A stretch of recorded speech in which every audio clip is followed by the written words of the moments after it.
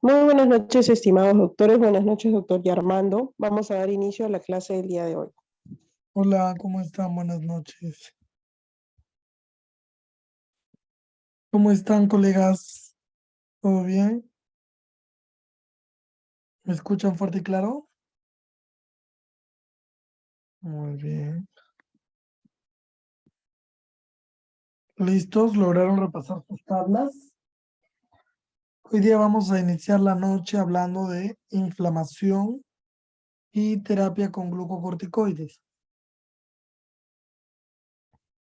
Y luego vamos a hacer el taller y vamos a hablar un poco de prescripción en pacientes especiales, ¿no? Recordemos que cuando hablamos de antiinflamatorios, tenemos dos tipos de antiinflamatorios. Los antiinflamatorios no esteroideos, que son los que van a tener la opción, la propiedad de calmar el dolor, disminuir la inflamación y disminuir la fiebre.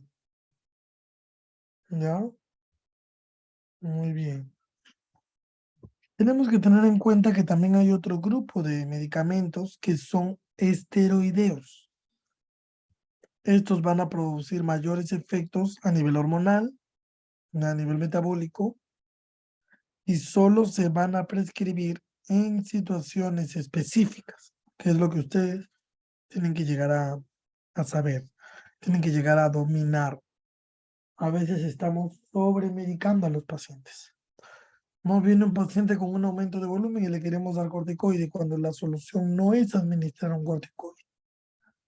Hoy día vamos a ver los efectos que puede generar el uso indiscriminado de estos medicamentos, sobre todo en pacientes sistémicamente comprometidos. ¿Qué observamos aquí? A ver, ¿qué observan aquí?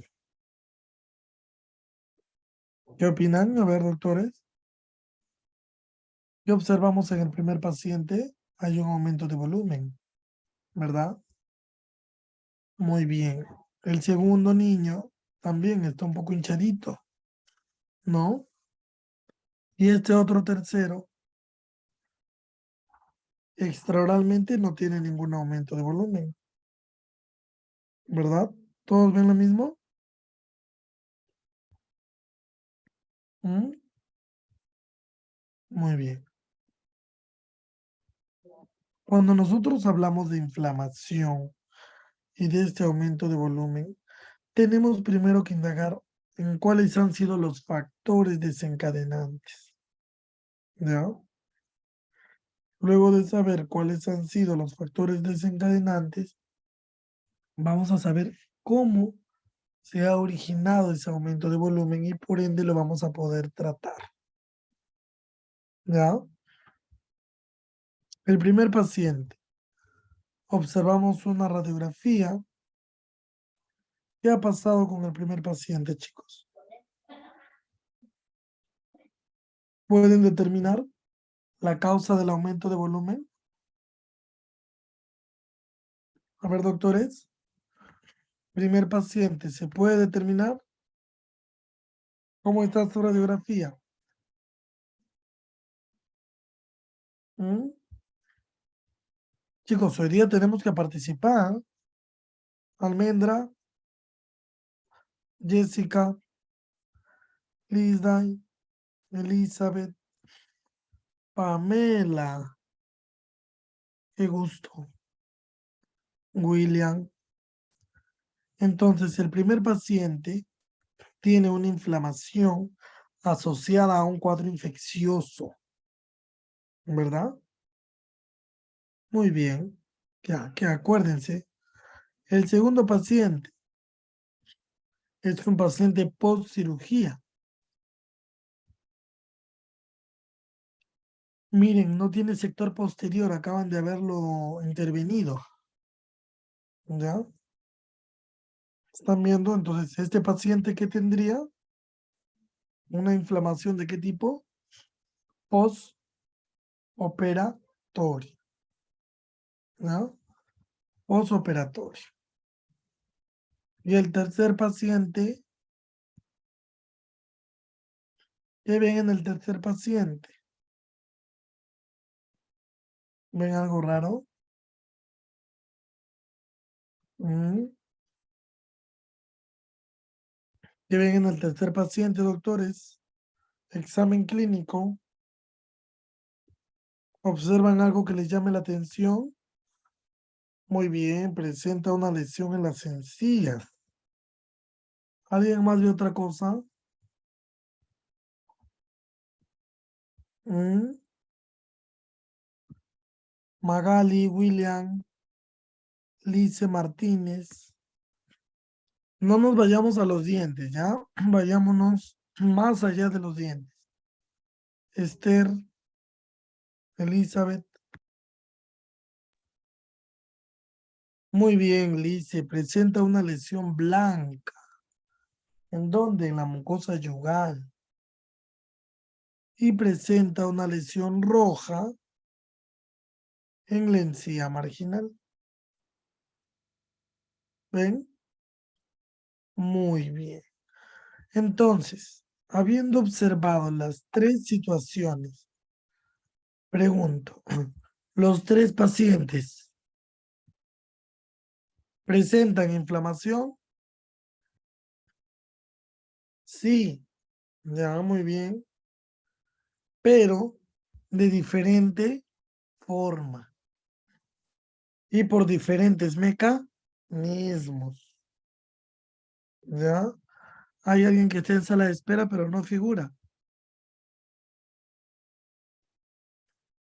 No me aparece. Ahí está. Corroboren, por favor, en sala de espera. Muy bien. Entonces, tenemos que analizar cuál ha sido el origen. En el primer paciente, la inflamación acompaña a un cuadro infeccioso. En el segundo paciente, acompaña a un cuadro postraumático, postquirúrgico. Y en el tercero, es una inflamación mediada por el sistema inmunológico, porque este paciente tiene un líquen plano, que es una inflamación autoinmune producido por los linfocitos. Les pregunto entonces, si los tres están con inflamación, ¿los tres los voy a tratar igual? ¿A los tres los voy a tratar igual? No, porque el hecho de que haya inflamación no quiere decir que yo voy a tratar a los tres igual. ¿En cuál de estos tres pacientes daríamos corticoides? A ver qué opinan todos. ¿En cuál de los tres? Colóquenme. El de la infección es el primer paciente, el niño es el segundo y el de líquen plano es el tercero. Muy bien. ¿En cuál? ¿Primero, segundo o tercero? Me dicen en la primera, segunda. Muy bien. La respuesta es en el tercer paciente. ¿Ya? En el tercer paciente, yo voy a prescribir corticoides, porque los corticoides van a reducir la actividad inflamatoria y a altas dosis van a suprimir la respuesta del sistema inmunológico. ¿Ya? En el primer paciente yo no puedo dar corticoides, porque lo que está generando la inflamación son bacterias que han invadido el hueso, la piel, ¿entienden? No puedo ir. No puedo porque si yo administro corticoides, los corticoides tienden a disminuir la respuesta de la defensa. Entonces la infección va a agravarse. ¿Ven? Y en el segundo niño tampoco, porque la inflamación también es un proceso reparativo. Y como él ha sido operado y se las ha extraído sus molares, pues es normal que ese proceso haga que cicatrice. ¿Vieron? ¿A qué vamos con esto? Con esta reflexión. A que no podemos pensar que el simple hecho de tener inflamación ya justifique el uso de glucocorticoides. Es falso porque tenemos que analizar primero el caso antes de prescribir. ¿Queda claro, doctores? Muchas veces cometemos el error de prescribir corticoides en procesos infecciosos y está mal, ¿ya? Eso hay que tener cuidado, ¿ya? Ahorita vamos a ver cómo vamos a trabajar. Muy bien. Entonces, lo primero que hay que hacer es conocer el mecanismo inflamatorio. Antes de yo poder prescribir un fármaco para la inflamación, tengo que conocer cómo se produce, ¿ya? Tengo que conocer cómo se produce mi mecanismo. Doctor, ¿los glucocorticoides o corticosteroides son sinónimos? Sí, son sinónimos. Los glucocorticoides son corticosteroides. ¿Ya? Son lo mismo. Claro que sí. Entonces, debo comprender que el proceso inflamatorio no es una patología como tal. Simplemente es un proceso fisiológico de defensa ante una agresión tisular. Yo tengo una lesión en mi tejido, se rompe la arquitectura epitelial, se lesionan los vasos sanguíneos y como se lesionan los vasos sanguíneos, las células que viven ahí, que son los glóbulos blancos, los glóbulos rojos y las plaquetas, van a salir a los tejidos. ¿Para qué? Para tratar de cerrar la herida, de cerrar la lesión. ¿Por qué es importante que haya inflamación? Porque promueve la cicatrización y la reparación, ¿ven?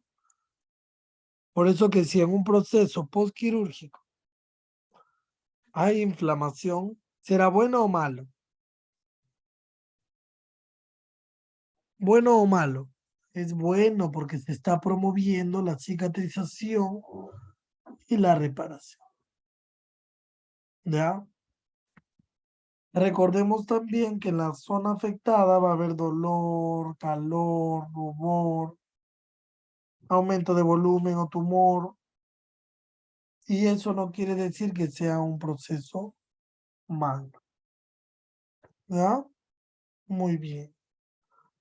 Entonces tenemos que tener en cuenta que la inflamación es un mecanismo de defensa de nuestro cuerpo. Igual cuando hay un foco infeccioso, el cuerpo va a tratar de separar ese foco infeccioso. Si yo administro un corticoide, voy a inhibir esa función. ¿Ya? Muy bien. Entonces, el mayor problema que surge de la inflamación es que la defensa se dirija tanto hacia agentes dañinos como a no dañinos. Eso es cierto, ¿ya? Que a veces nos va a ser un mecanismo de ayuda que a proteger, nos va a proteger. A ver, doctorita, encienda su audio, porque todos me están escuchando, ¿verdad? ¿Todos me escuchan, chicos? Sí, escuchan todo, doctora. Encienda su audio, porque a veces cuando ingresan al Zoom no activas la opción de escucha en línea y eso puede ser. Entonces, cuando tenemos heridas, procedimientos traumáticos, quirúrgicos, esta inflamación se va a encargar de que la herida cierre en un periodo oportuno. Por eso es importante que nuestros pacientes que tienen enfermedades sistémicas se encuentren controlados para que este mecanismo se dé con normalidad. Pero también tenemos que tener en cuenta que a veces la propia respuesta inmunológica puede generarnos problemas. ¿Por qué? Porque hay enfermedades autoinmunes. Esas enfermedades autoinmunes se van a tratar con estos corticoides. ¿Ya? Entonces, paciente que ustedes tengan en la consulta que toma glucocorticoides en altas dosis, sospechar de una enfermedad inmunológica. ¿Ya? Muy bien. Recuerden que todo paciente que tiene inflamación va a tener aumento de la temperatura en la zona afectada, va a tener enrojecimiento, va a aumentar su tamaño, va a doler y la zona comprometida no va a poder funcionar con normalidad, ¿no? Entonces, ¿qué terapia, qué alternativa vamos a ofrecer? Vamos a ofrecer los medicamentos denominados como esteroides. ¿Qué van a hacer? Naturalmente, doctores, estos corticoides se producen en el cuerpo, en la glándula suprarrenal. La glándula suprarrenal va a formar glucocorticoides naturales para activar diferentes funciones del cuerpo, ¿ya? Respecto a los corticoides, vamos a tener de dos tipos. Glucocorticoides, que son los que van a actuar en la respuesta inflamatoria de defensa, y la aldosterona o mineralocorticoides, que van a actuar en el balance hídrico. ¿Ya? Muy bien. ¿Y por qué tenemos que conocer los glucocorticoides? Porque se forman en el cuerpo, en la glándula suprarrenal, y hay situaciones donde no es suficiente y tenemos que complementar con una medicación. ¿Cuáles son las acciones que va a tener este glucocorticoide en el cuerpo de mi paciente? Primero que va a inhibir la respuesta inmunológica. Y entendiendo esto, les pregunto, si un corticoide inhibe la respuesta inmune, ¿lo podré recetar en cuadros infecciosos? ¿Ah? No, porque voy a inhibir más la respuesta inmunológica y le voy a generar un clima favorable al microorganismo. ¿Ves? ¿Qué otra cosa es importante saber de los corticoides? Van a regular el metabolismo de los carbohidratos y proteínas. Vamos a observar también que producen hiperglicemia. Esto hay que tener en cuenta porque normalmente a los pacientes diabéticos no se le tiene que dar corticoides. Porque un diabético, ¿cómo está su glucosa de un diabético? Alta, ¿verdad? ¿Sí o no? Alta. ¿Y qué pasa si a esa glicemia alta que ya tiene mi paciente, yo le prescribo corticoides? ¿Qué le va a pasar? Ese paciente va a terminar con hiperglicemia. ¿Ven? ¿Sí? Muy bien. Entonces, paciente diabético hay que tener mucho cuidado con la prescripción de corticoides. ¿Ya? También van a alterar la función de los monocitos, de los macrófagos y de los linfocitos. Miren, quiere decir que van a retrasar la respuesta inflamatoria, la respuesta de defensa. ¿Ya? También hay que tener cuidado en población pediátrica, porque estos glucocorticoides inhiben el crecimiento óseo y también inhiben la calcificación de los tejidos duros. ¿Ven? Pregunto entonces, si un niño que se encuentra actualmente en crecimiento y desarrollo, ¿podré prescribir glucocorticoides? Chicos, no, porque voy a alterar su crecimiento óseo, lo voy a alterar. ¿Ya? A menos, doctor, en caso de hiperglicemia no se le da aunque estén controlados.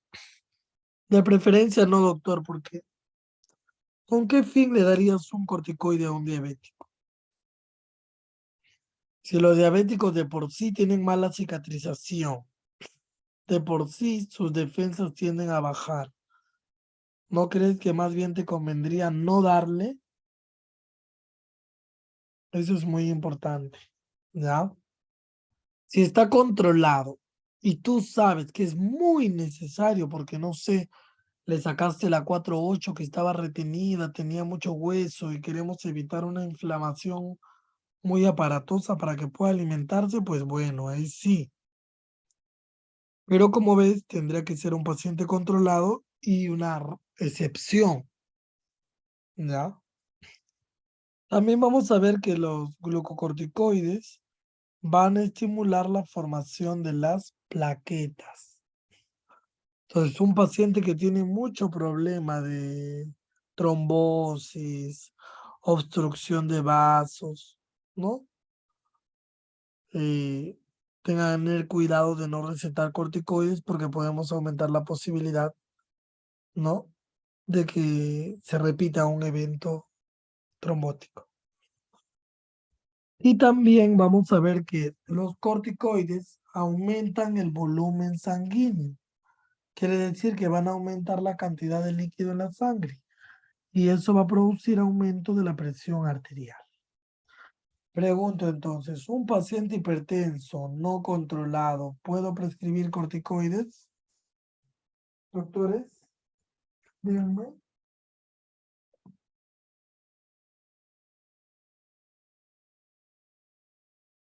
No, no puedo prescribir porque si yo prescribo, voy a contribuir a que su presión arterial se eleve.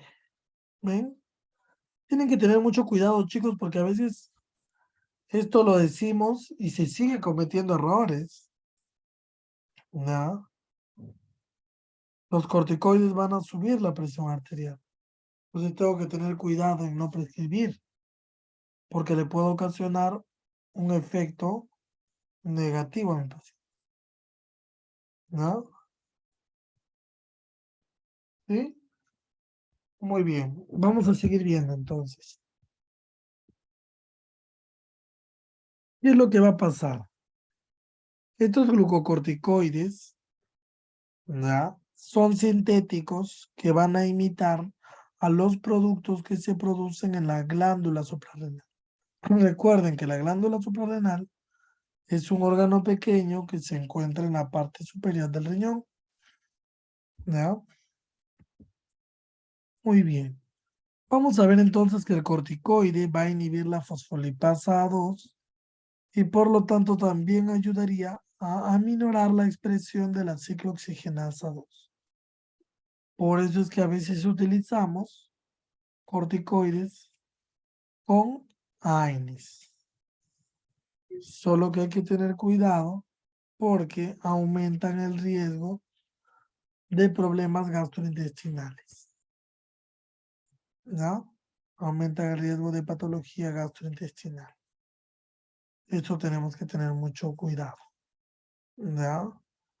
También los corticoides van a inhibir la fagocitosis de células dañadas, heridas, cortes, ¿no? Tener cuidado también con no inhibir demasiado los mecanismos inflamatorios. También tiene diferentes vías de administración. Normalmente utilizamos la vía intramuscular, ¿verdad? La vía intramuscular. Algunos utilizan la vía tópica, la inyectan directamente sobre una articulación. ¿ya? Lo que es la vía intraarticular. Puede ser inhalado en el caso del broncoespasmo y del asma. ¿Ya? ¿Listo? Entonces vamos a ver que los glucocorticoides van a actuar a nivel de la fosfolipasa 2. Va a inhibir también la ruta indirectamente, la ruta de la ciclooxigenasa. Pero no va a inhibir la enzima, va a inhibir la ruta, la va a alterar. Por eso es que muchas veces administramos corticoides con AINE. ¿Ya? Muy bien. Recuerden, los corticoides actúan a nivel de la fosfolipasa 2. ¿Cuáles son los más utilizados?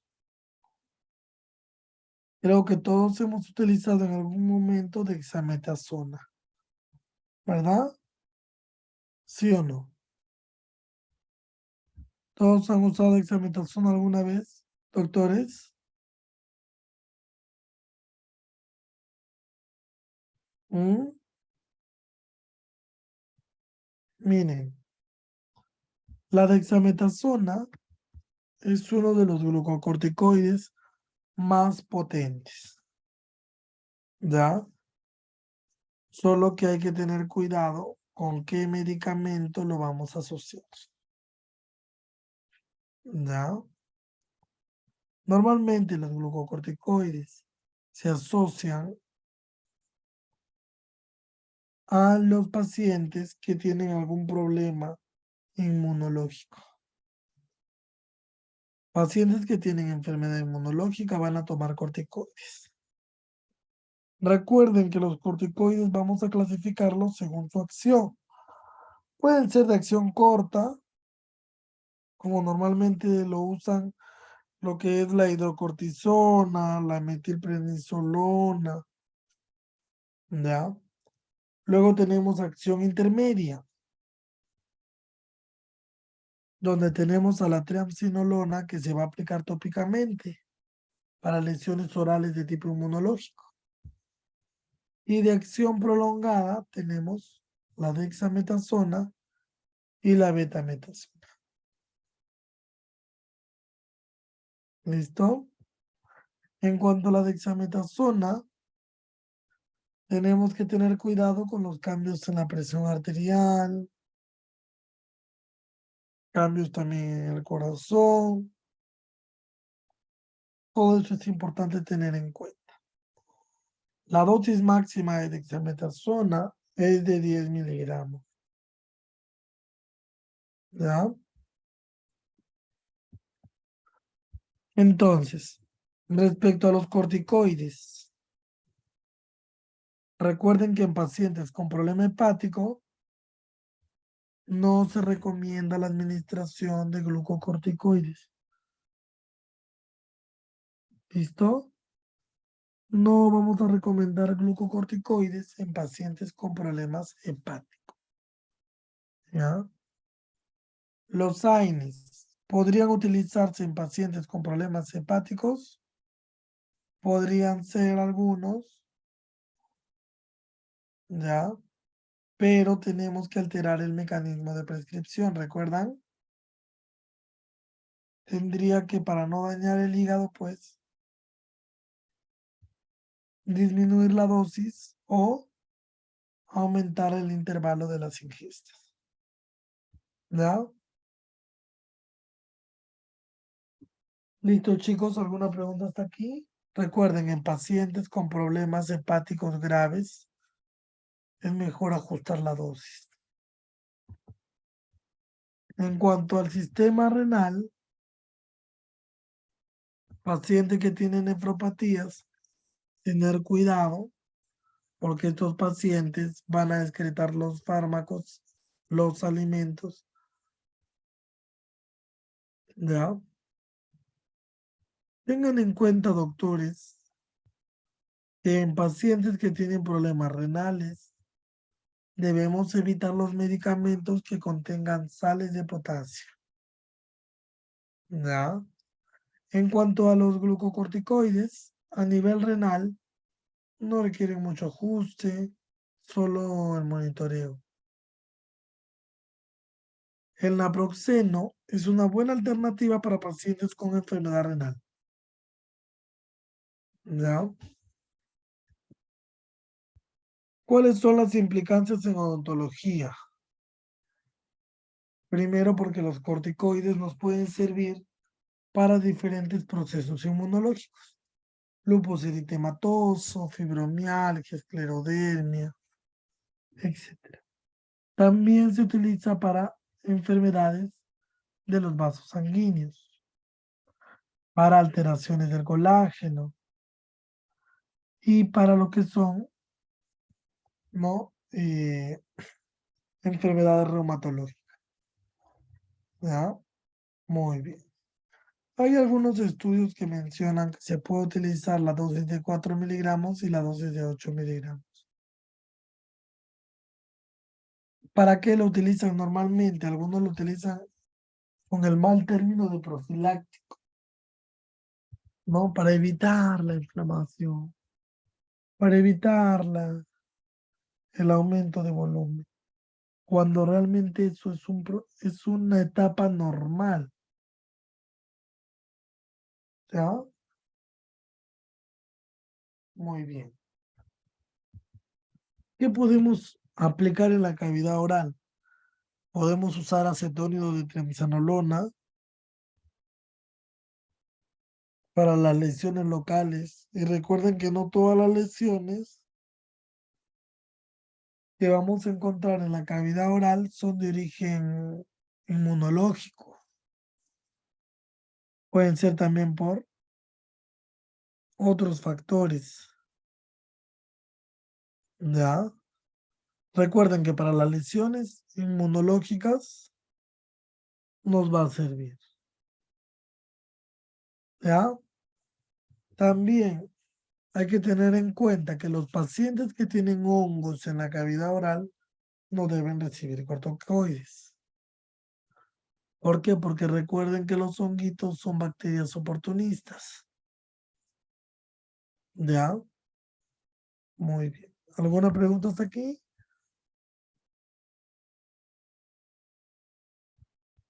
Muy bien. Entonces, hemos visto que los corticoides pueden ser de uso tópico y de uso sistémico. ¿Qué pasa cuando yo prescribo dosis altas por periodos prolongados? Se retarda la cicatrización, favorece procesos infecciosos, requieren antibiótico terapia, presentan diferentes sintomatologías. Recuerden que los pacientes que toman demasiada medicación esteroidea pueden hacer un síndrome. ¿Cómo se llama ese síndrome o esa enfermedad? Pueden hacer lo que es el síndrome de Cushing. ¿Ya? Esto es importante. Ustedes tienen un paciente que viene tomando corticoides por periodos prolongados, tienen que hacer un análisis. Mirar al paciente, su postura, su piel, todo el examen tiene que ser completo, porque ahí van a haber datos importantes. ¿Cuándo está indicado utilizar corticoides? Podemos utilizarlos cuando tenemos un proceso inflamatorio muy cruento, ¿ya? Podemos utilizarlo en enfermedades autoinmunes, ¿ya? Tener cuidado también que hay situaciones donde yo no puedo prescribir glucocorticoides. Por ejemplo, pacientes que tienen gastritis, una lesión a nivel estomacal, no podemos. Tampoco pueden prescribir corticoides, doctores, en pacientes que actualmente tienen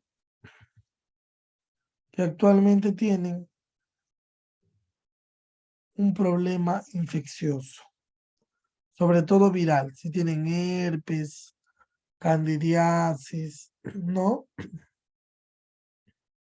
Recuerden que en este grupo de enfermedades y pacientes tenemos que tener mucho cuidado al prescribir, porque los corticoides van a exacerbar las manifestaciones virales. Quiere decir que las van a hacer más fuertes. ¿Listo? También tener cuidado cuando el paciente lo han vacunado, ¿no? Muy bien. ¿Alguna pregunta hasta aquí? ¿Todo bien, doctores? ¿Preguntas? Muy bien. Entonces, los corticoides, nosotros, ¿cuál podemos utilizar más? La dexametasona, ¿verdad? ¿Cuántos de dosis? 4 de 4 miligramos. Recuerden que puede traer problemas gastrointestinales en pacientes con lesión gástrica, ¿ya? Muy bien. ¿Alguna pregunta hasta aquí? Muy bien. Normalmente entonces mis corticoides van a coayudarme nada más. Van a ayudar. La dosis que puedo prescribir es la dosis de 4 miligramos. Ya. A ver. El etoricoxib es corticoide, no, el etoricoxib es un AINE. Es un AINE, pero recuerda que los AINES se clasifican en AINES selectivos y no selectivos. ¿Ya? Los que terminan con coxib son fármacos inhibidores de la ciclooxigenasa 2. ¿Listo? Muy bien.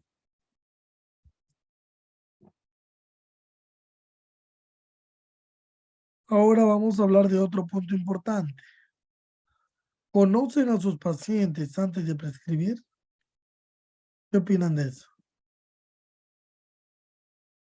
¿Conocen o no conocen? Porque no todos los pacientes van a ser sanos. ¿Mm? ¿Qué dicen? ¿Conocen o no conocen? Ustedes tienen que primero conocer al paciente desde el punto de vista sistémico, ¿ya? Tenemos que tener en cuenta también a qué paciente vamos a medicar. Cuando vamos a trabajar con pacientes médicamente comprometidos o pacientes con enfermedad sistémica, debo conocer de base su enfermedad, ¿ya? Saber cómo se desarrolló, qué consecuencias va a traer para su vida del paciente, qué fármacos no puede recibir, qué fármacos sí, etcétera, ¿ya? Entonces, siempre tienen que preguntar al paciente, ¿ya? Sobre los antecedentes médicos. Con eso yo voy a poder tener una idea y vamos a poder prescribir racionalmente en ese paciente. Recuerden que vamos a prescribir en pacientes sanos, pediátricos, pacientes que tienen síndromes, anomalías, etcétera. ¿Por qué es importante conocerlos? Porque muchas veces, ¿no? No tomamos importancia los efectos que va a acarrear y nos damos cuenta de que es importante tomar las consideraciones antes de prescribir un medicamento porque puede producir efectos que pueden ser muy nocivos. ¿Ya? Muy bien. Entonces quería mostrarle que hay diferentes patologías sistémicas Este cuestionario es muy bonito, es de España, de una universidad. Me gusta porque cada una de las preguntas tiene un enfoque médicamente comprometido. ¿Ven? Allá se acostumbra, como la población tiene muchos problemas médicos, se acostumbra iniciar el interrogatorio con ese cuestionario. ¿Ya? Ahora, ¿qué es lo que vamos a recabar de información? Vamos a recabar información cuando el paciente responda afirmativamente a estas preguntas. Y yo le pregunto, ¿ha tenido dolor en el pecho o angina? Y me dice no, pues ya no habría riesgo. ¿Ya? Tú le preguntas a un paciente, ¿tiene problemas de tiroides? Si dice no, descarta. Si dice sí, afirmas lo que dice el cuestionario. ¿Ya? Miren cómo cada pregunta va en relación a una posible enfermedad. ¿Vieron? Muy bien. Entonces, ¿qué debo conocer de mi paciente para yo poderlo atender en mi consulta y para poder prescribir? Primero debo conocer el tipo de paciente. Siempre se pregunta a los pacientes qué enfermedad tienen para saber, ¿ya? Luego vamos a preguntar sobre el inicio de la enfermedad y cuánto tiempo viene el paciente viviendo con con ese problema, ¿ya? Luego debo conocer qué tratamiento recibe o ha recibido el paciente, ¿ya? Tengo que preguntar. También tenemos que preguntar qué tratamiento está recibiendo, dónde lo está recibiendo, cómo ha mejorado con ese tratamiento. Eso, ¿ya? Muy bien. Luego, tenemos que conocer también algunos centros hospitalarios o lugares de referencia para que el paciente pueda ser trasladado en casos de algún tipo de complicación, ¿no? ¿Sí, doctores? ¿Cómo van? Muy bien. Tengo que saber cuántas veces mi paciente entró al hospital, por qué motivo entró al hospital, para conocer los desencadenantes o posibles desencadenantes de algún problema médico, ¿ya? Luego otra cosa importante y que es una de las más difíciles, lo que con el tiempo van a ir, ¿no? Adiestrándose, es el mecanismo de acción de los medicamentos que yo voy a prescribir. Yo tengo que saber cómo va a actuar mi medicamento, ¿ya?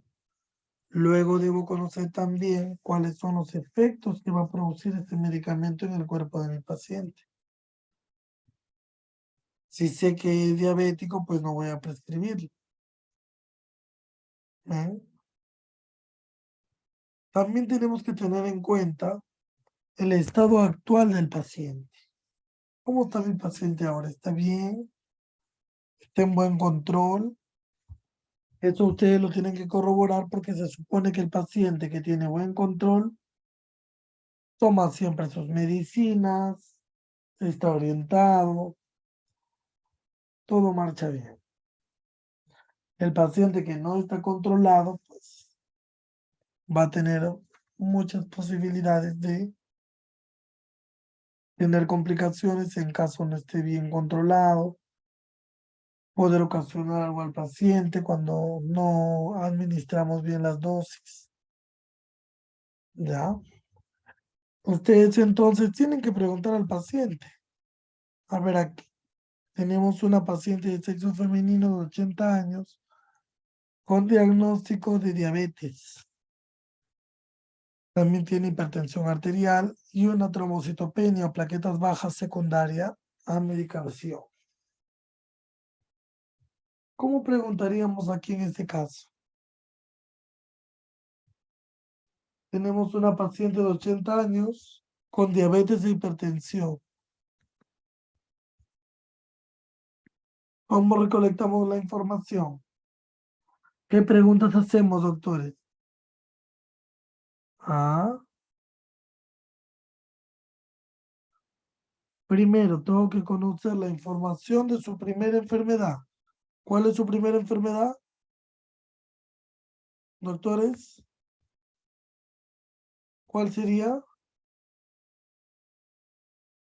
Claro, en este caso, la diabetes. Entonces voy a hacer todas mis preguntas enfocadas en diabetes. Voy a preguntarle, ¿qué le pregunto? ¿Hace cuánto tiempo le diagnosticaron? Muy bien. En orden. Primero de qué padece, luego hace cuánto fue, luego qué tratamientos ha recibido, o sea, qué fármacos le han prescrito, todo eso. También hay que preguntar si ingresó al hospital por alguna emergencia. Eso es importante porque normalmente hay un grupo de pacientes que no tienen un buen control y pueden tener complicaciones hospitalarias. Vamos a ver en la paciente entonces. Yo le pregunto y más o menos tengo que obtener ese resumen. ¿Hace cuánto tiene el diagnóstico? Si ha tenido alguna crisis, si ha tenido alguna complicación en extracciones anteriores, etc. También tenemos que conocer de este paciente que tiene hipertensión arterial hace un mes. Entonces miren cómo yo conozco haciendo preguntas a mi paciente. ¿Ya? Muy bien. Entonces así tienen que hacer ustedes sus preguntas para poder, ¿no? Dar un tratamiento oportuno, sin interactuar, sin interferir con los diagnósticos sistémicos que pueda presentar este paciente. ¿Ya?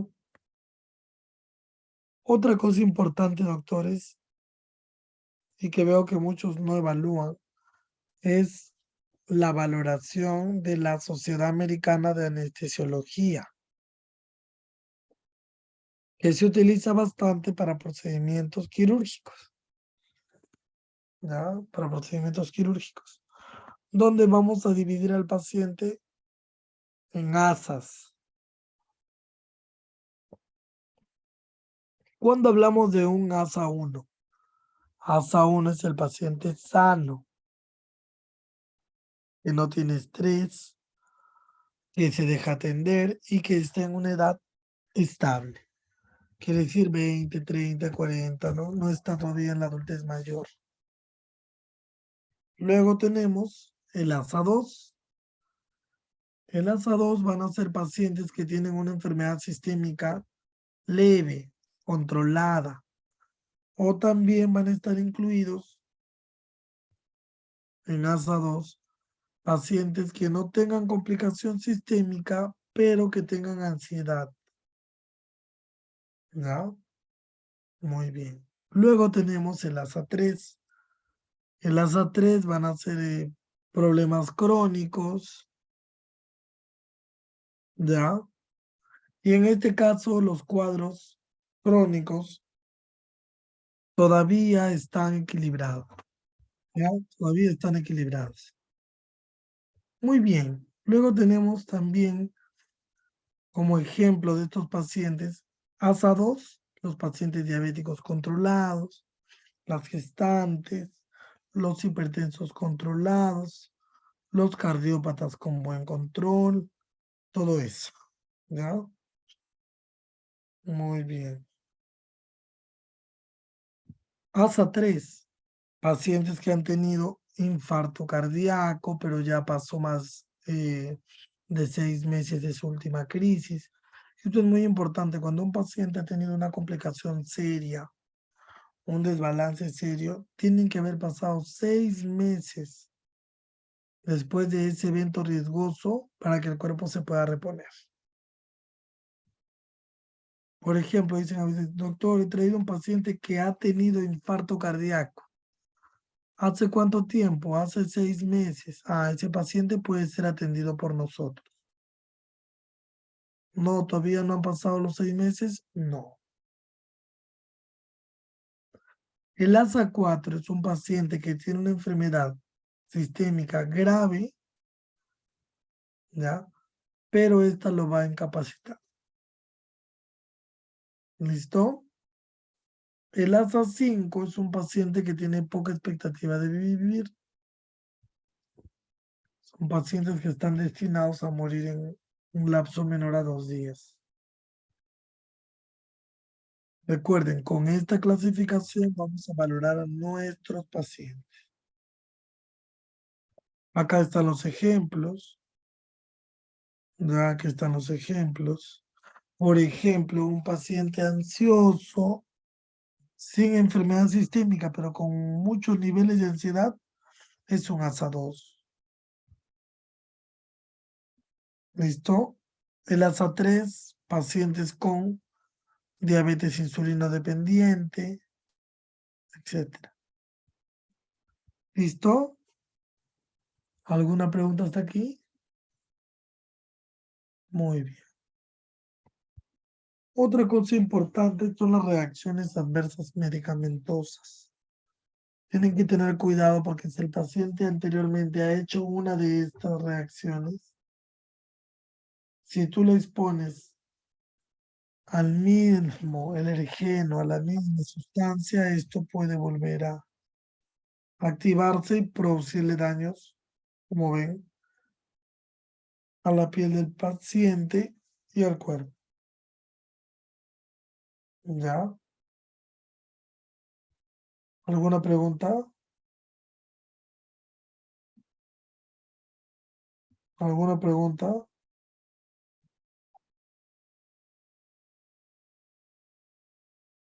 ¿Listo? ¿Qué hacemos con los pacientes que son alérgicos a un grupo de medicamentos? Estos medicamentos no pueden ser prescritos para el paciente. ¿Ya? Por ejemplo, el paciente es alérgico a la amoxicilina. No puedo prescribir amoxicilina ni derivados de amoxicilina. Eso quiere decir tampoco puedo utilizar ampicilina, cefalosporinas, nada. El paciente es alérgico al ibuprofeno.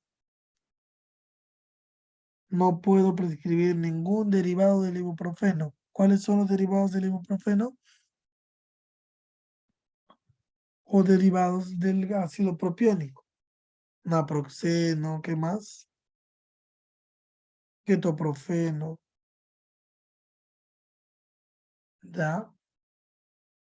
Tendremos que prescribir otros analgésicos, como cuáles, por ejemplo, paracetamol con tramadol, paracetamol con codeína.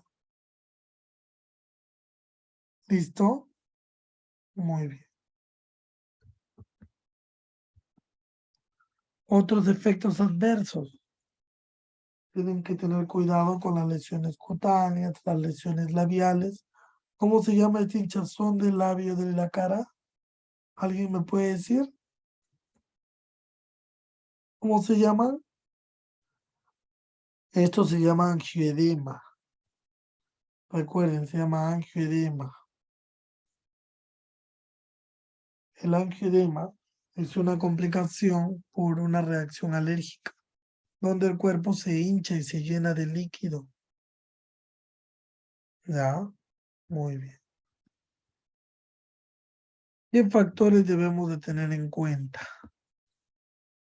Primero, el factor sistémico del paciente, para ver si le prescribo o no le prescribo, si lo atiendo o no lo atiendo.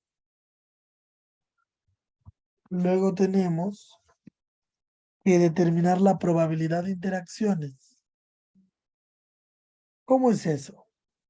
Si mi paciente ya toma medicamentos por su enfermedad de fondo, por su condición sistémica,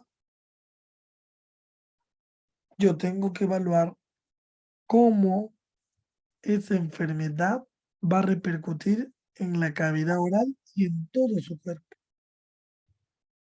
No quiere decir que solo tiene problema hepático allá, su problema va a ser solo hepático, no, todo se relaciona. Otra cosa importante, tenemos que descartar, ¿ya?, las posibilidades de interacciones farmacológicas, ¿ya? Muy bien. ¿Por qué? Porque la interacción farmacológica es la modificación del efecto del fármaco. Yo no voy a poder apreciar los efectos reales, porque voy a tener factores que van a distraer un poco. Tenemos dos términos importantes: sinergismo y antagonismo. ¿Alguien puede decirme qué significan sinergismo y antagonismo o son lo mismo? ¿Mm? Las interacciones farmacológicas se van a presentar generalmente cuando yo administro fármacos no compatibles. Y puedo tener dos situaciones: una sobredosificación y una infradosificación. ¿Ya? Sobredosificación es cuando yo prescribo un fármaco a dosis muy altas y eso desencadena una interacción. Infradosificación es cuando la dosis que yo manejo son bajas, son seguras y tengo que tener cuidado que no sea muy baja la dosis para que el efecto sea positivo. ¿Ya? Muy bien. Entonces hay que tener cuidado que lo que yo tome va a repercutir en el cuerpo y va a modificar su función. ¿Ya? Recuerden, pregunto el tipo de enfermedad, sus síntomas, cuándo inició el problema, qué está tomando, todo ello. También es necesario, doctores, que conozcan el mecanismo de acción de los fármacos que van a prescribir para poder conocer a fondo sus características. ¿Ya? Muy bien. Tengo que cuidar siempre al paciente de las interacciones farmacológicas. Por ejemplo, a ver, algunos casos. Si he hecho exodoncias múltiples y el paciente tiene algunos problemas de coagulación, ¿qué creen que haríamos en esos casos? ¿Podré prescribir cualquier analgésico? No, ¿verdad? No puedo prescribir cualquier analgésico porque voy a aumentar el riesgo de sangrado. ¿Ven? Eso es lo que hay que tener en cuenta. ¿Ya? Y por último, el estado actual del paciente, porque si está bien controlado lo voy a poder atender, si no, no.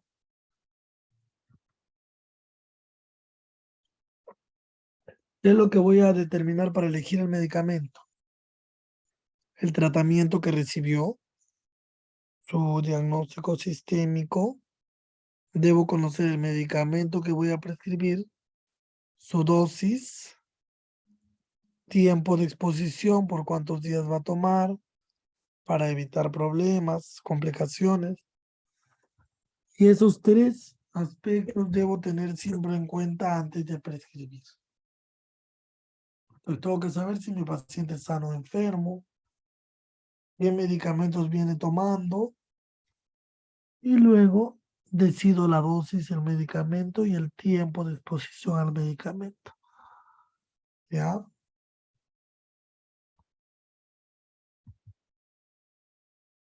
¿Recuerdan estos, doctores? Tratamiento recibido, diagnóstico sistémico, dosis y tiempo de exposición. ¿Listo? ¿Alguna pregunta?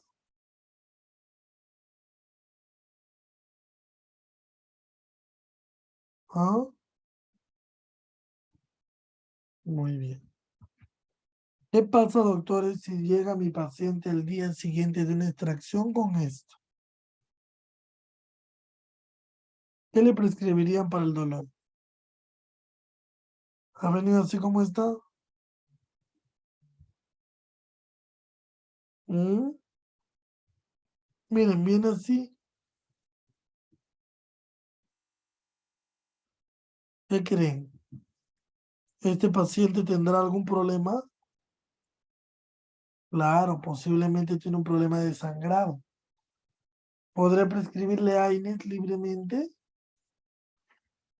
No, porque recuerden que los AINES aumentan el riesgo de sangrado. Todo paciente que tengamos que tiene riesgo de hemorragias, tiene problemas de plaquetas, problemas de factores de coagulación, yo tengo que tener cuidado con los AINES.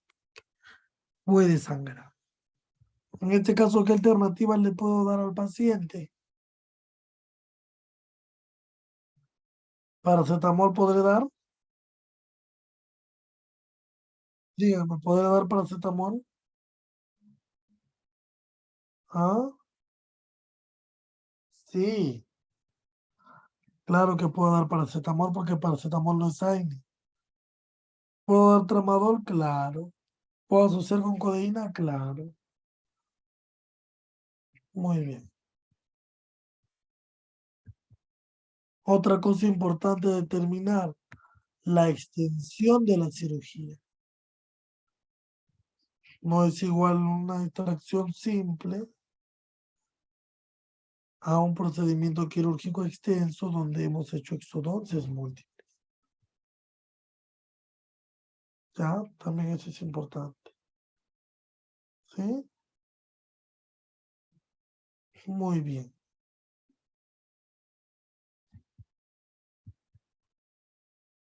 ¿Cuáles son los factores que pueden predisponer a algún tipo de efecto no deseado después de haber medicado? La edad. Recuerden que en los niños las presentaciones tienen que ser líquidas, fármacos que no alteren los cartílagos, los huesos, el metabolismo óseo. La polimedicación también es importante. Mientras más medicamentos tome mi paciente, mayor riesgo de interacción farmacológica voy a tener. Entonces tengo que estar más atento a la hora de prescribir. Alteraciones del metabolismo y excreción. ¿A qué se refiere? ¿A qué órgano se refiere, doctor? ¿A qué?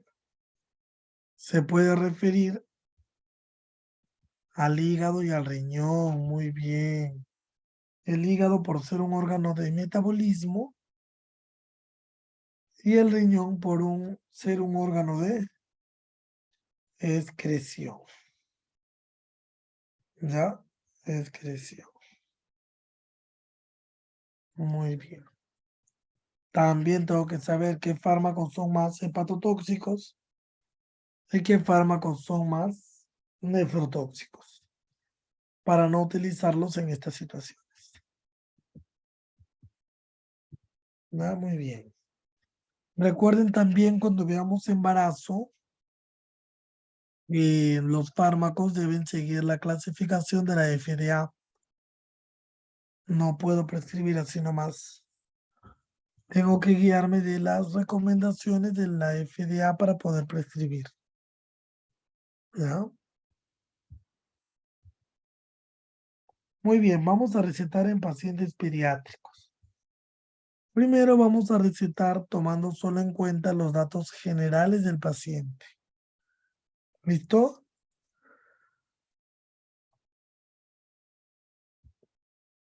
Recuerden las dosis. Paracetamol puede ser de 10 a 15 miligramos. Puede ser cada 6 o cada 8 horas. ¿Listo? Muy bien. El ibuprofeno. Podemos usar 5 miligramos por kilogramo de peso. Solamente tener cuidado de que puede producir un poquito de efectos digestivos, hematológicos. Recuerden, todos los AINES van a producir algún riesgo de desorden hematológico. ¿Por qué? Porque ellos actúan inhibiendo, recuerdan los AINES, inhiben una sustancia que es importante, que es el tromboxano A2. Y como lo inhiben también, hay mayor riesgo de sangrado. ¿Ya? En el niño el ibuprofeno la dosis va a ser de 5 miligramos por kilogramo de peso. Naproxeno va a ser 10 miligramos kilogramos de peso. Diclofenaco puede ser 0,5 o 3 miligramos, va a depender la severidad. Y esos son los más utilizados: paracetamol, ibuprofeno, naproxeno. ¿Ya? Muy bien. Naproxeno podemos darlo al niño cada 12 horas. ¿Sí? ¿Alguna pregunta? Mientras que el paracetamol, el ibuprofeno, el diclofenaco cada 8 horas. ¿Qué es lo que vamos a hacer, doctores? Ustedes tienen que aprender a calcularlo dependiendo la circunstancia. Yo tengo la fórmula de Jung para calcular la dosis que le corresponde a un paciente pediátrico. ¿Cuándo? Cuando no tengo el peso del paciente. Ya, eso es importante. ¿Por qué es importante, doctores? Porque yo voy a multiplicar el peso del paciente por la dosis del medicamento, ¿verdad? Muy bien. Pero cuando yo tengo ese problema y no tengo el peso, lo puedo calcular la dosis con la regla de Jung. ¿Qué nos dice la regla de Jung? Simplemente coloca la dosis del adulto, la dosis estándar. Todos tenemos una dosis estándar, ¿verdad? Muy bien, va la dosis del medicamento para el adulto, se multiplica por la edad del niño y se divide entre la edad del niño más 12. ¿Ya? Recuerden que esto aplica solo para pacientes que no tienen peso para calcular la dosis. Cuando aplica la regla de Jung, aplica cuando no tengo peso y cuando el paciente, pues, es mayor de 2 años. Vamos a poner un ejemplo. Queremos administrar paracetamol cada 8 horas en un niño de 3 años, pero no tenemos una balanza para pesarlo. Entonces yo no me voy a quedar sin prescribir solamente porque no tengo balanza. ¿Qué hago entonces? Vamos a utilizar la fórmula de Jung, que nos dice la dosis del adulto la voy a multiplicar por la edad y eso lo voy a dividir entre la edad más 12. ¿Ah? ¿Cuánto es la dosis de paracetamol en adulto? Doctores, 500 miligramos, ¿verdad? Muy bien. ¿Cuánto es la edad del paciente? Ah, 3 años, muy bien. Y eso lo divido entre la edad más 12. ¿Cuántos años tiene? 3 más 12. ¿Cuánto sale? Mm, Sale aproximadamente que le tengo que dar 100 miligramos cada 4 o 6 horas de... ¿Y de qué? De paracetamol. ¿Ven? Esto lo hago cuando no tengo el peso del paciente y recuerdo la dosis de la... Siguiente. A ver aquí, paciente con 6 años, presenta dolor moderado a inflamación posterior a 2 pulpectomías realizadas. No se cuenta con balanza ni datos sobre su peso. ¿Listo? A ver cuánto sale. No tenemos el peso del niño. Solo sabemos que tiene 6 años y tiene dolor e inflamación. A ver, intenten hacerlo. ¿Listo? ¿Mm? ¿Alguien tiene el resultado? A ver, vamos a avanzar juntos. Yo sé que la dosis del adulto, primero, ¿qué fármaco voy a trabajar? Ibuprofeno. Puede ser porque ibuprofeno es analgésico y tiene buen efecto antiinflamatorio. ¿Sí o no, chicos? Muy bien. Entonces, vamos a prescribir ibuprofeno. ¿Cuánto es la dosis del adulto de ibuprofeno? 400 miligramos. ¿Cuántos años tiene el niño? 6 años. ¿Ven? La edad del niño nuevamente 6 años más 12. ¿Cuánto sale? Me va a salir que la dosis de ese niño de 6 va a ser aproximadamente 133 miligramos cada 6 u 8 horas. ¿Listo? Entonces, ¿cuándo aplico la fórmula o regla de Jung?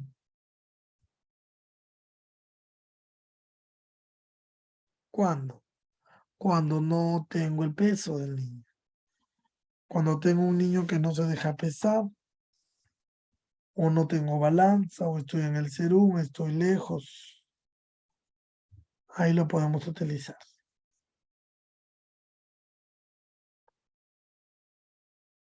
Ahora necesitamos calcular la cantidad del fármaco en mililitros. Porque a veces, ¿qué pasa? Yo no, ¿cómo hago para decirle al paciente 133 miligramos? El jarabe en que viene. ¿Viene en miligramos así para tomar o viene en mililitros?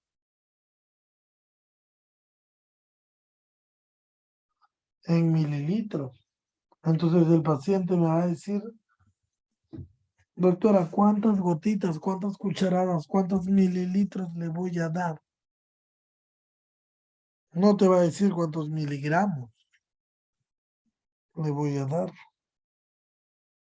¿Ven? Vamos a ver eso. Si le tengo que dar 133 miligramos de ibuprofeno, ¿qué presentación comercial podría elegir? ¿Cuál? A ver,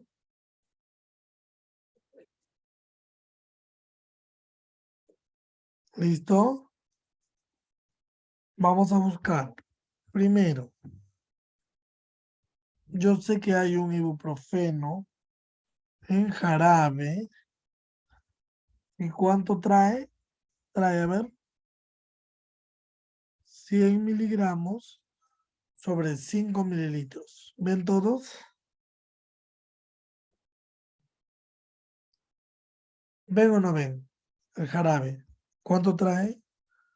100 miligramos en cada 5 mililitros.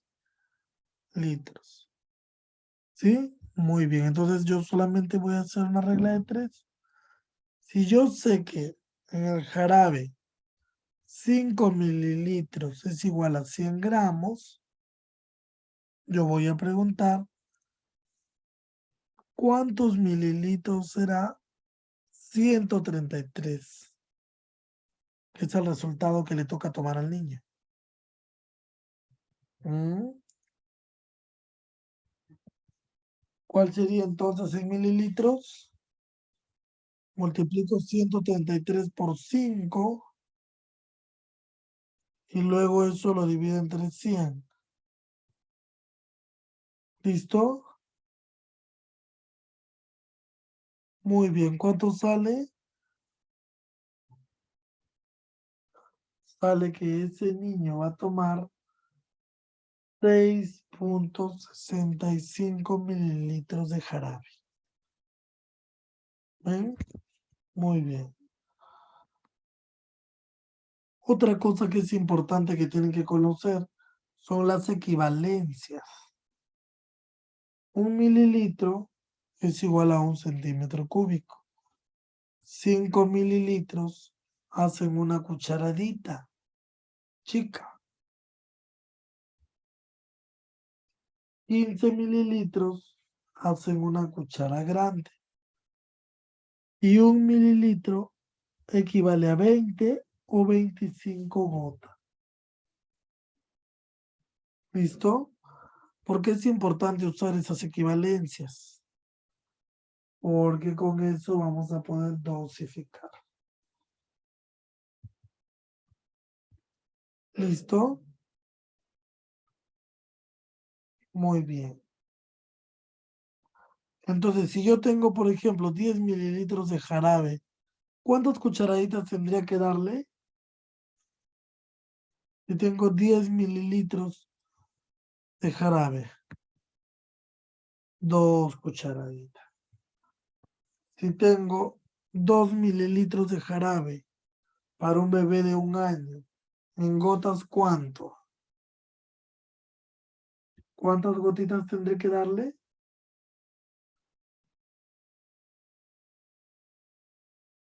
A ver, chicos, 2 mililitros equivale a ¿cuántas gotas?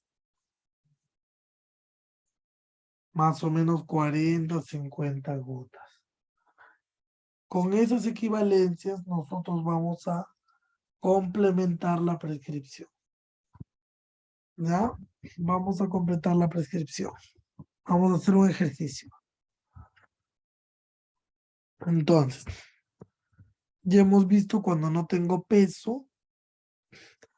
Ya hemos visto cómo utilizar mis equivalencias. Y ahora vamos a aprender el cálculo convencional cuando tengo el peso. ¿Qué voy a colocar? El peso del paciente en kilogramos. Lo voy a multiplicar por la dosis del medicamento. Y el resultado lo vamos a obtener multiplicando. Dice, administrar paracetamol cada 8 horas en paciente con 35 kilogramos de peso. ¿Mm? ¿Cuál sería la respuesta, doctores?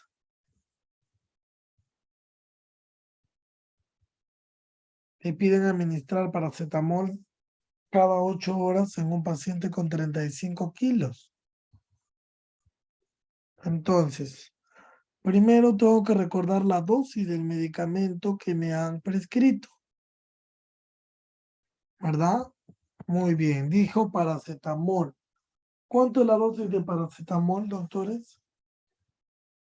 Pediátrica, ¿cuánto es la dosis? ¿Cuánto? ¿Mm? ¿Cuánto es? ¿Tienen su tablita? 10 a 15 miligramos por kilogramo de peso. ¿Cuánto pesa el niño?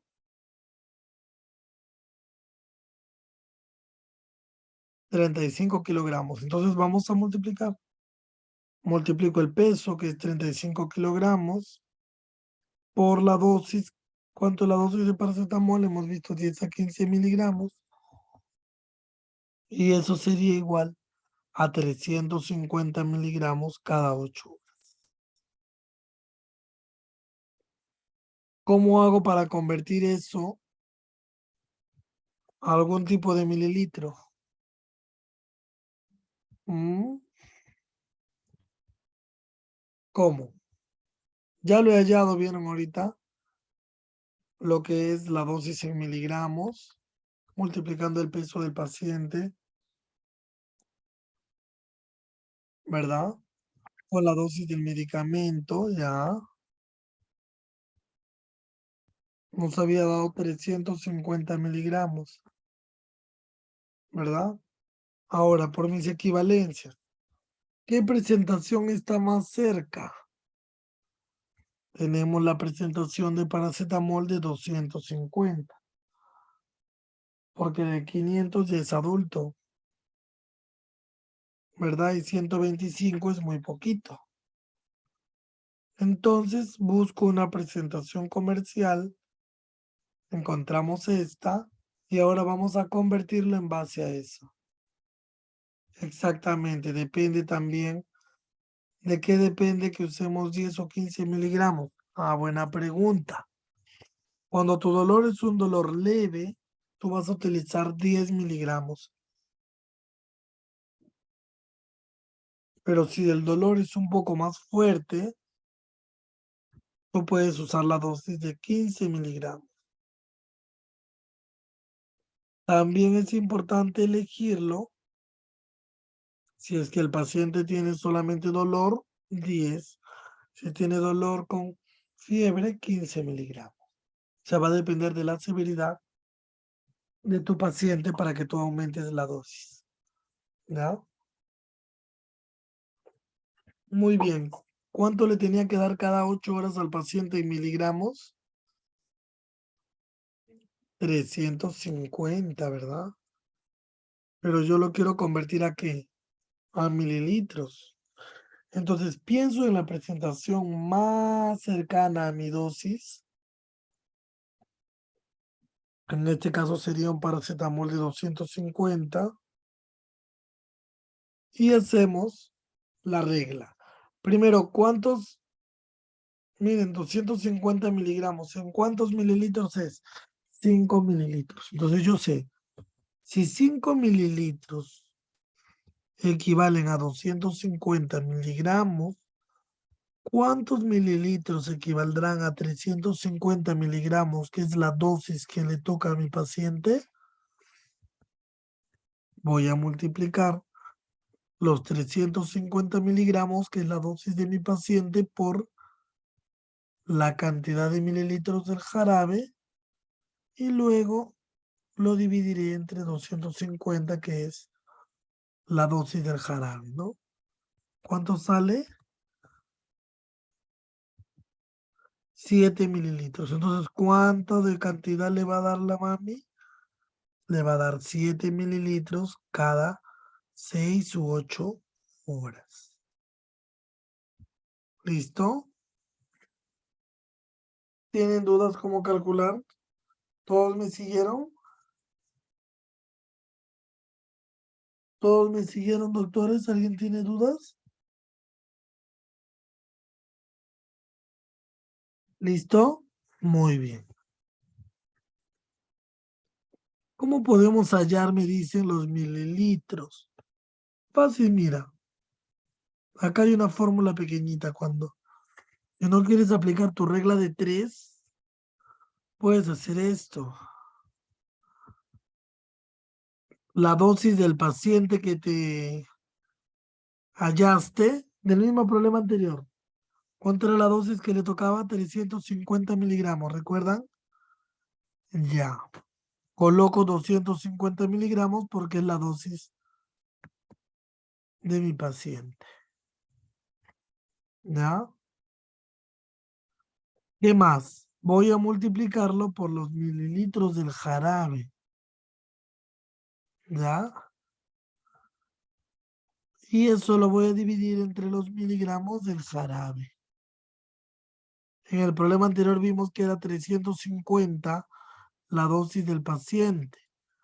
Los mililitros que venían en el jarabe eran 5 y los miligramos del jarabe siempre 250. Es otra forma para no aplicar regla de 3. ¿Cuántas cucharadas equivaldría?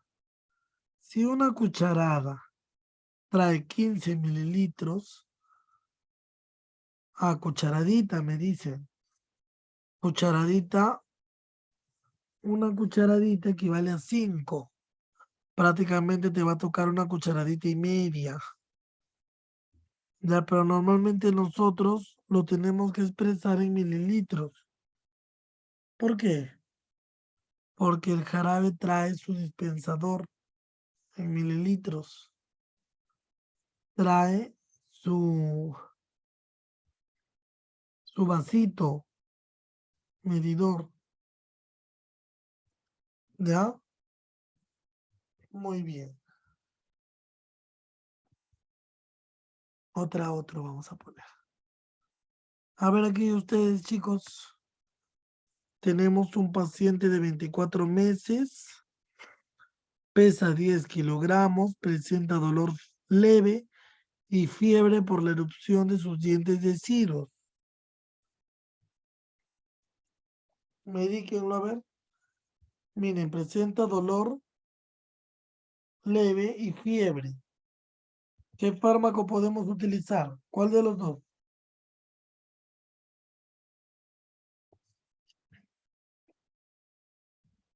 ¿Cuál? Paracetamol, muy bien. A ver, ¿cuánto le vamos a dar? ¿Mm? Algunos me dicen 10, otros me dicen 5. A ver, miren, elegiremos paracetamol. Todos hemos coincidido ahí. Tengo que mi niño pesa 10 kilogramos. Sé también que mi dosis de paracetamol puede ser 10 o puede ser 15 miligramos por kilogramo de peso cada 6 o cada 8 horas. La fórmula dice que tengo que multiplicar el peso de mi niño por la dosis recomendada de mi medicamento. Entonces, vamos a ver. ¿Peso del niño cuánto es? 10 kilogramos. Dosis de paracetamol, ¿cuál vamos a utilizar? Tiene fiebre, entonces vamos a utilizar un dolor. Vamos entonces a utilizar la dosis mayor de 15 miligramos para poder controlar bien esa fiebre.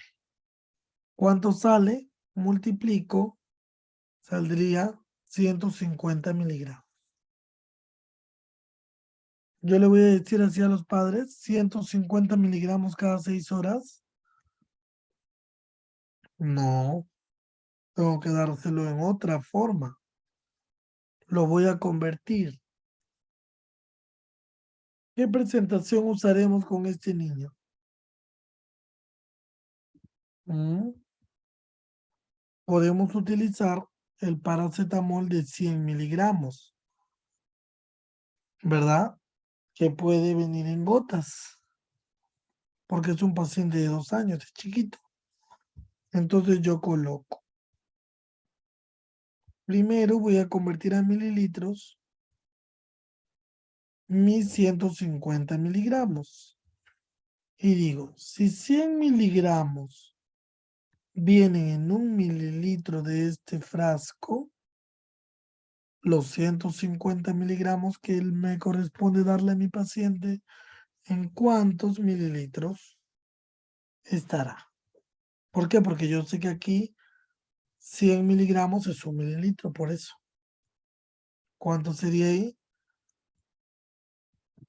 Sería entonces igual a 1.5 mililitros. ¿Y por qué algunos me habían sacado otro resultado?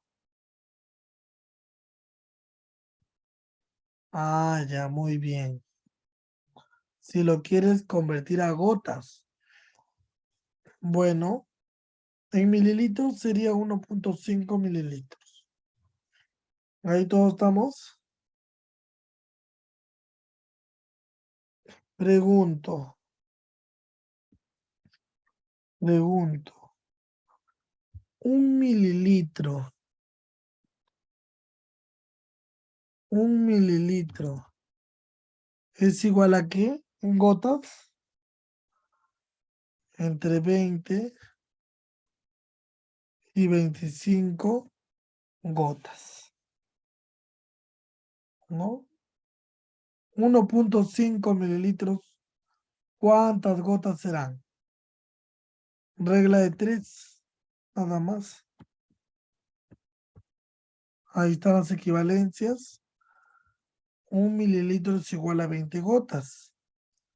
¿Y cuánto le correspondía? 1.5 mililitros. Entonces hago mi regla de 3. Si 1 mililitro trae 20 gotas, 1.5 mililitros, ¿cuántas gotas traerá? Multiplico 1.5 por 20 y lo divido entre 1. ¿Listo?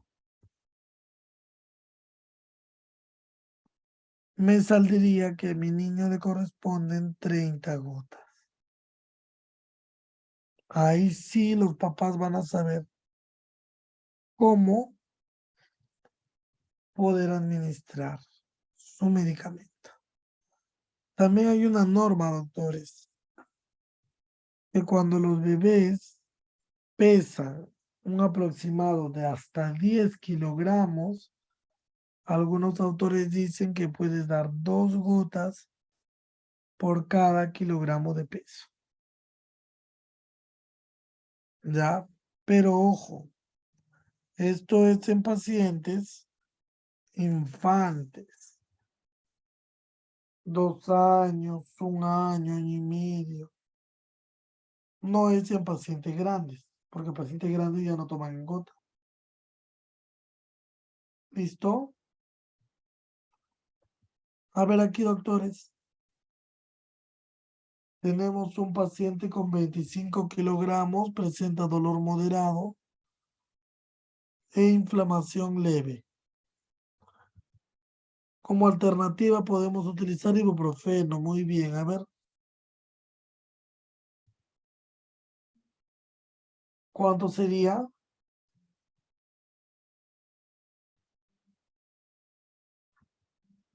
¿Cuánto sale?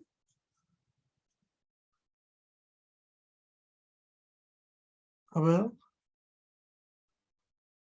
les doy tiempo para que hagan.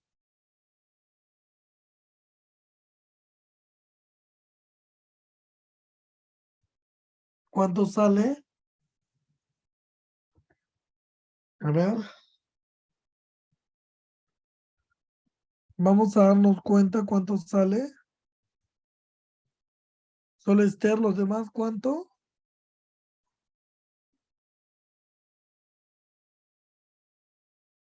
¿Cuántos chicos? ¿Cuál es mi fórmula primero? Mi fórmula es que voy a multiplicar el peso por la dosis. ¿Cuánto pesa el niño? 25 kilogramos.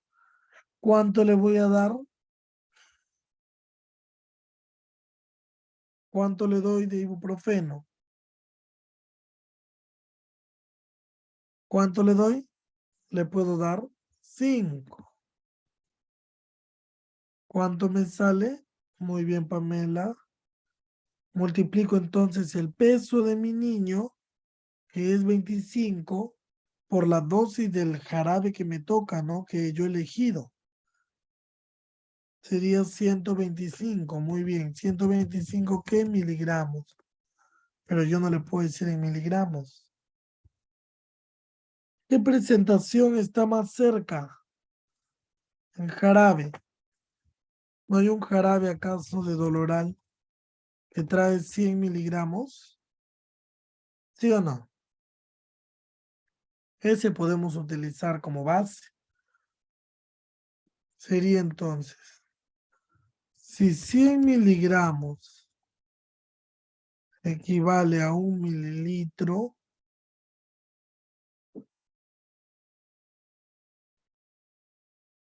100 miligramos, ¿en cuánto viene?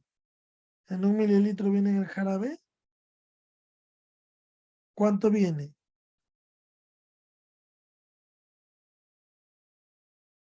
¿Mm? Viene 5 mililitros. Ah, ya ves. Entonces, 125 miligramos equivale a ¿cuánto? A X mililitros. ¿Cuánto sería lo que le corresponde al niño? Simplemente hacemos regla de 3. Multiplico 125 por 5 entre 100. ¿Cuánto sale? Aproximadamente va a salir. Ah, muy bien, acá le habían salido algunos. 6.25, ¿verdad? Puede ser 6 mililitros o 7 mililitros, ¿no? Para no confundir a la mamá con eso de los decimales. 6 mililitros o 7 mililitros. ¿Cada cuánto? Puede ser cada 6 o cada 8 horas. ¿Por cuántos días puedo darlo? ¿Por cuántos días?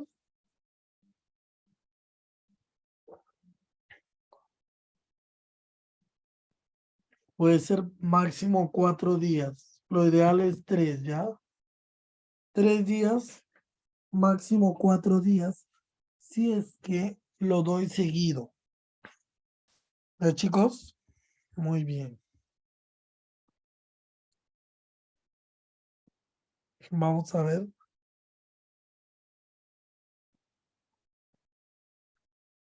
Otro paciente. Paciente con 30 kilogramos. Presenta dolor leve y úlceras inmunológicas gástricas.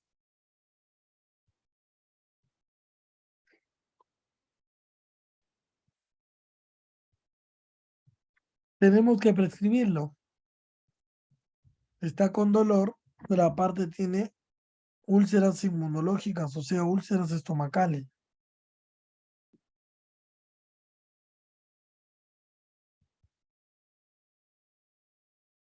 ¿Qué elegimos? ¿Diclofenaco, paracetamol o ibuprofeno?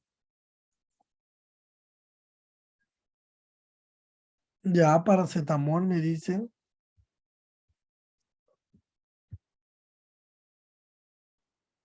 ¿Cuánto entonces sería? Ahí está la dosis de paracetamol.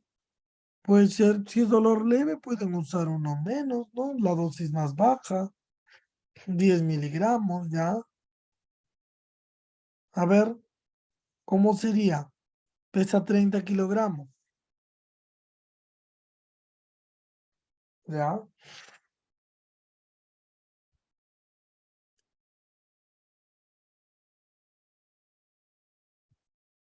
¿Cómo les sale, chicos? A ver, vamos a ir preparándonos nosotros. Pesa 30 kilogramos. ¿Cuánto de dosis le damos? 10, ¿no? Por 10 miligramos es igual a 300 miligramos. 300 miligramos. Muy bien. ¿Qué presentación han elegido?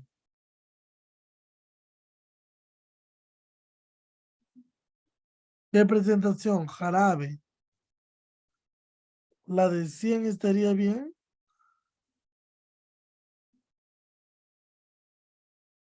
¿Mm? Eso es importante, chicos. 250, claro, a mí me conviene la de 250. La de 100 no puedo porque voy a gastar mucho. ¿Por qué? Porque voy a tener que dar más volumen. No me va a convenir, tengo que elegir, siempre elijan la más cercana. La más cercana a 300 sería 250. Y hacemos nuestra regla. Sí, 250 miligramos equivalen a 5 mililitros. ¿A cuántos mililitros equivaldrá?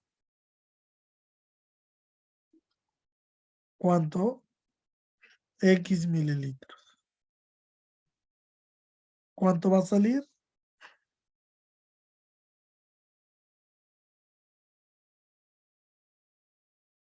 ¿Cuánto?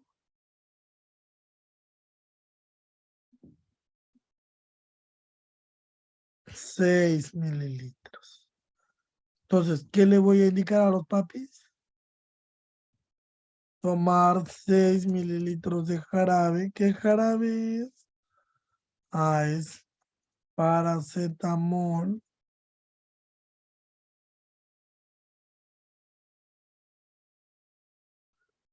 ¿De cuánto? De 205.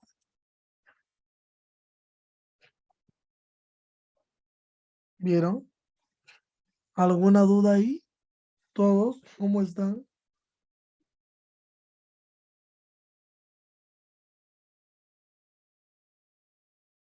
Exacto, Liz. Debes elegir la presentación más cercana. ¿Por qué? Porque si no, tu niño va a tener que tomar mucho. ¿No ves que mira, si en el de 250 miligramos es 6 mililitros, mira, vamos a hacer la prueba con el de 120, ¿ya? Mira, con el de 120, si 120 mililitros, perdón, si 120 miligramos vienen 5 mililitros, 300 miligramos, X mililitros. ¿Cuánto te hubiese salido ahí? ¿Cuánto hubiese salido? ¿Cuánto hubiese tenido que tomar el pequeñito? Claro, va a tener que tomar bastante. 12.5.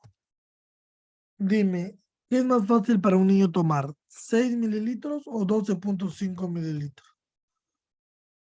Se le va a acabar el jarabe más rápido. Claro, por eso ustedes tienen que elegir la presentación más cercana a la dosis que les va a administrar. ¿Queda clara esa importancia? ¿Sí? ¿Ya ven? Eso es bien importante porque a veces el papá dice, pero ¿por qué le da tanto? Piensa, ¿no? Porque no hemos calculado bien, no hemos elegido la presentación adecuada. ¿Por cuántos días?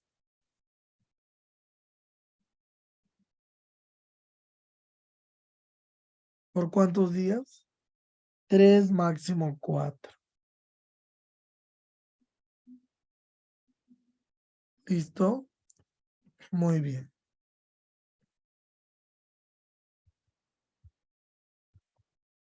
Y otra cosa que quería compartir con ustedes es que hay unas tablas que se publicaron en el programa escocés de efectividad clínica.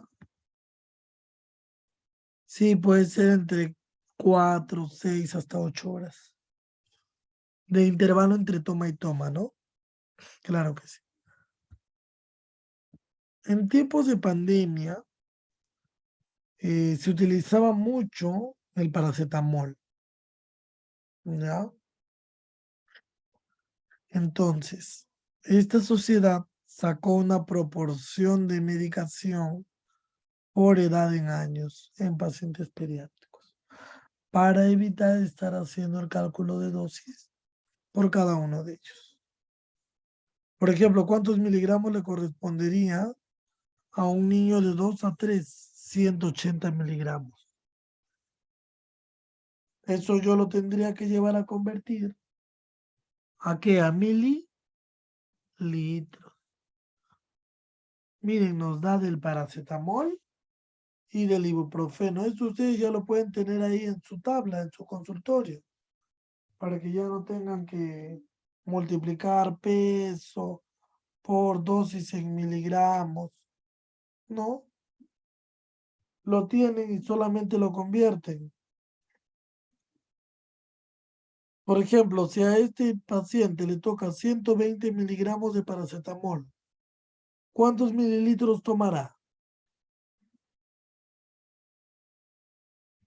¿Cuántos? Eso está fácil. 5. Si yo sé que hay un jarabe de 120 miligramos que trae 5 mililitros. Entonces ese paciente yo ya sé que va a tomar 5 mililitros sin multiplicar peso, nada. Porque ellos ya dan sus valores por edad para facilitar el cálculo de dosis en un contexto de pandemia. ¿Entendieron esa parte? Esto les puede servir por edades, cuando no te podemos multiplicar, ¿no? ¿Sí?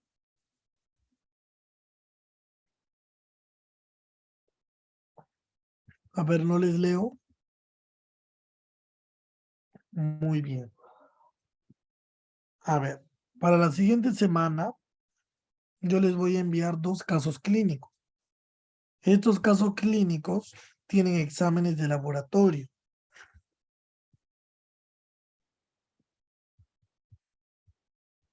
Acá está el primer caso clínico. Es un paciente de sexo masculino de 10 años. Tiene un TP aumentado. TP aumentado es tiempo de protrombina.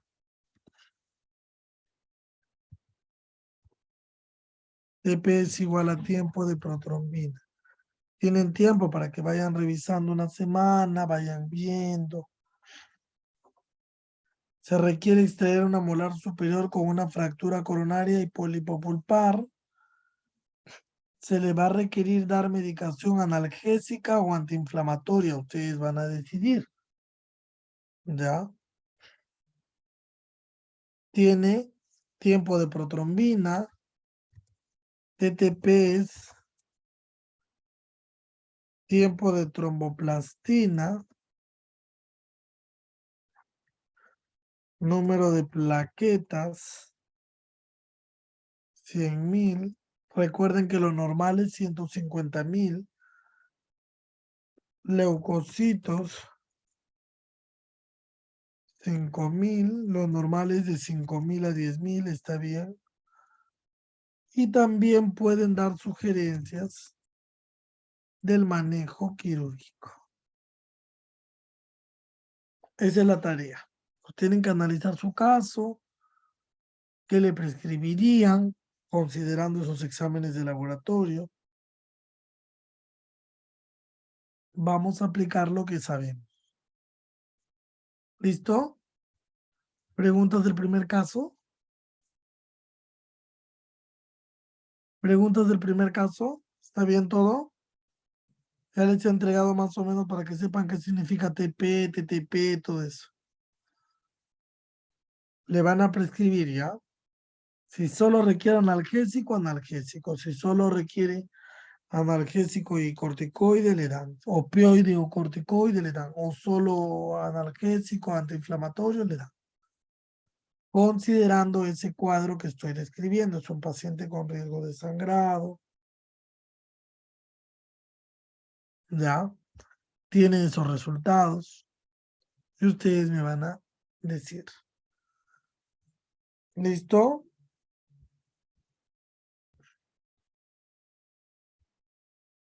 Y otro casito de una persona ya adulta, un paciente de 60 años con diabetes mellitus tipo 2. Hace 5 años le diagnosticaron. Toma metformina, glibenclamida, fuma un cigarrillo diario. Tiene una hemoglobina glicosilada de 9. Es alérgico a las penicilinas y ansioso con bajos recursos económicos. Pues ustedes van a ver su hemograma. Miren su hemograma. Acá dice que no presenta problemas de coagulación, pero vamos a ver qué le van a recetar. ¿Qué le recetarían para el dolor o la inflamación sin afectar su condición sistémica? Le han hecho exodoncias múltiples, sin afectar su condición sistémica. ¿Listo?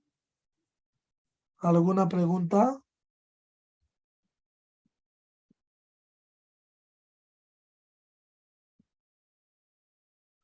Los corticoides podemos administrarlos hasta 4 días también. Hay literatura que recomienda hasta una semana, pero no es muy recomendable porque recuerden que los corticoides no se pueden retirar bruscamente. Porque cuando tú tomas corticoides, tu glándula suprarrenal se acostumbra a que tú tomes y deja de trabajar. Entonces, cuando lo retires bruscamente, te vas a sentir mal. ¿No? Hoy habrá evaluación, no, y no les voy a tomar evaluación. La otra semana. ¿Alguna otra pregunta? Los casitos, ¿cómo los ven? Sí, ¿no? Sí pueden hacerlo. Porque así llegan al consultorio. Llega que toma esto, que toma el otro, que le vas a hacer extracciones, que le vas a hacer endodoncias, ya pues. Eso es lo que tienen que considerar para ver. No se preocupen si se equivocan, yo les voy a corregir. La idea es que ustedes lo hagan y pongan a prueba la interpretación de los exámenes, todo eso.